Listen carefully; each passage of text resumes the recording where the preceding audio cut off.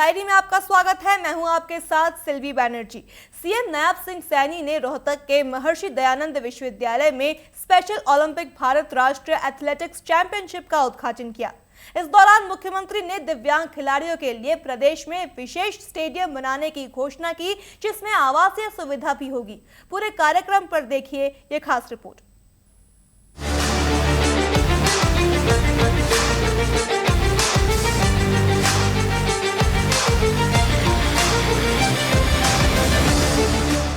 मुख्यमंत्री नायब सिंह सैनी ने मंगलवार को रोहतक के महर्षि दयानंद विश्वविद्यालय में स्पेशल ओलंपिक भारत राष्ट्रीय एथलेटिक्स चैंपियनशिप का शुभारंभ किया। चैंपियनशिप में 26 राज्यों से 500 से ज्यादा खिलाड़ी, उनके कोच और सहयोगी भाग ले रहे हैं। मुख्यमंत्री ने इस दौरान घोषणा की है कि प्रधानमंत्री नरेंद्र मोदी के लक्ष्य के अनुरूप दिव्यांग खिलाड़ियों की सुविधा के लिए प्रदेश में एक दिव्यांग स्टेडियम बनाया जाएगा।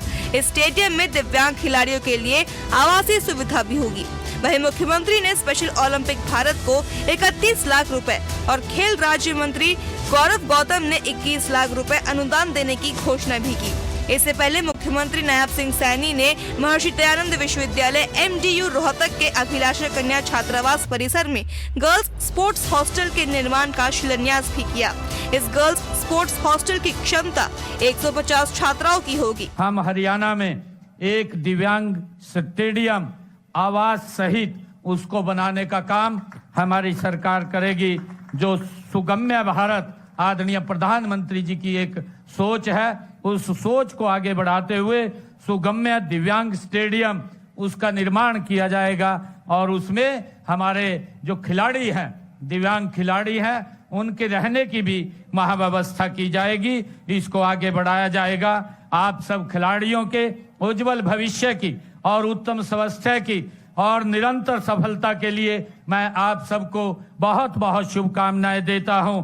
और आज मैं यहां पर आया हूं, 31 लाख रुपया मैं स्पेशल ओलंपिक भारत और हमारे खेल मंत्री जी यहां बैठे हैं, 21 लाख रुपया इनकी तरफ से ये भी देने का काम करेंगे कि यहाँ 51 लाख रुपया भी मैं देने का आज घोषणा करता हूं। आप सबका बहुत बहुत धन्यवाद।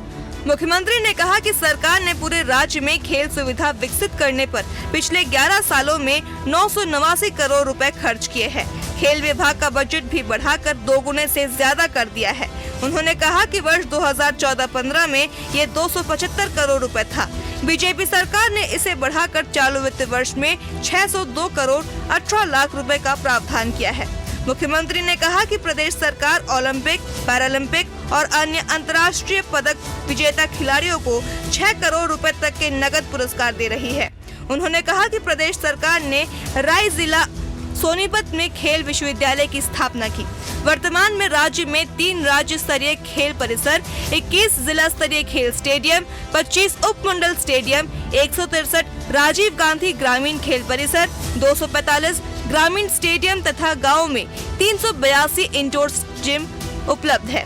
इनके अलावा 10 swimming pool, 11 synthetic athletics track, 14 hockey astroturf, 2 football synthetic सतह और 9 बहुउद्देशीय हॉल भी बनाए गए हैं। साथ ही प्रदेश के 16 जिलों में जिला खेल और युवा कार्यक्रम अधिकारी के कार्यालय में सुविधा केंद्रों का निर्माण 3 करोड़ रुपए की लागत से किया गया है। मुख्यमंत्री ने कहा कि सरकार खिलाड़ियों को खेल उपकरण भी उपलब्ध करवा रही है। इसके लिए हरियाणा खेल उपकरण प्रावधान योजना बनाई गई। कि हमने पूरे राज्य में खेल सुविधाएं विकसित करने पर पिछले 11 वर्षों में 989 करोड़ रुपए खेलों के इंफ्रास्ट्रक्चर को मजबूत करने के लिए खर्च किए हैं। हमने खेल विभाग का बजट भी बढ़ा करके 2 गुना से ज्यादा हमने किया है। साथियों, मुझे खुशी है 2014-15 में यह 275 करोड़ रुपए था। हमने इसे बढ़ा करके चालू वित्त वर्ष में 602 करोड़ 18 लाख रुपए का प्रावधान ये हमारी सरकार ने किया है। साथियों, मुझे ये भी खुशी है कि हम ओलंपिक, पैरा ओलंपिक, अन्य अंतर्राष्ट्रीय पदक विजेता खिलाड़ियों को 6 करोड़ रुपए देने का, जो गोल्ड मेडल लेकर के आता है, 6 करोड़ रुपए नगद पुरस्कार देने का काम हमारी सरकार करती है। और अब तक हमने हरियाणा में 16,418 पदक